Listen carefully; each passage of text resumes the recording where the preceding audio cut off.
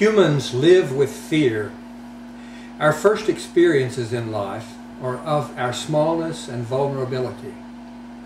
As we grow and occasionally are hurt, we become ever more aware of our innate fragility. As adults, we learn to live our lives in spite of fear, but we never lose the awareness that around the next corner our time here could end. A central but overlooked feature of this condition is the abyss. It is more than a metaphor. It is an intrinsic part of human consciousness. It is experienced by us all. The abyss is the feeling, and often the vision, that we are standing on the brink of a bottomless, empty, black void. Further, that we might topple into that void and fall forever into emptiness. It's a terrifying experience and produces a terrified feeling in the body, a feeling that the bottom has dropped out of your stomach. There is nothing left to hold on to. Generally, we attempt to repress or turn away from this unpleasant sensation as quickly as possible. We avoid it in dread. However, it resurrects itself continually and comes to us momentarily in all stages of life.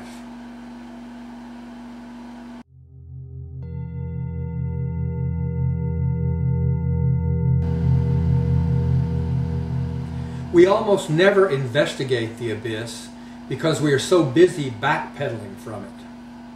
However, it keeps surfacing out of our deepest mind. If we allow ourselves to look at it, however, we find that the main component that is terrifying us is the emptiness, the bottomless emptiness. The experience of the abyss is particularly prominent in human experience in our time period because we have dispensed with the core component of reality, invisible, living being. We have followed science into the view that the cosmos is a dead and empty black vastness with only a few living pieces in it like ourselves. Functioning like a massive, lifeless clockwork machine, the cosmos itself is considered to be devoid of life. This view of reality makes the abyss omnipresent. In actuality, it makes the cosmos into the abyss. We are expected to live our lives in the midst of this dead, empty space.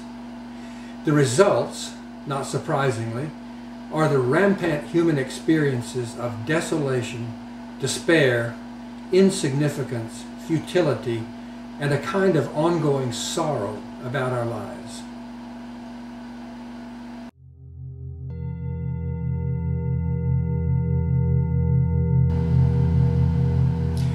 If living being is added back into the worldview equation, the abyss transforms itself into boundlessness, and our fear disappears. The abyss is the infinity of the universe when viewed by the separateness of the ego. When we perceive from a place of oneness with the cosmos, the abyss turns into living boundlessness. We know that in facing the universe, we are facing infinity. If it is an infinity of emptiness, void, and death, it is more than we can handle, and we sink into despair. We lose hope because there is nothing in the universe to hope for, nothing that is innately good and intrinsically positive. It is all just dead, empty void. Oblivion is our present experience and our only destiny.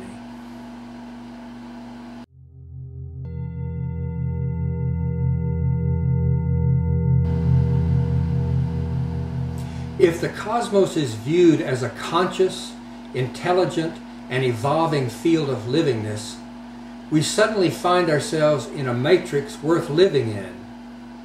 Our little lives are tiny but intrinsic parts in a system of magnificence. We suddenly belong.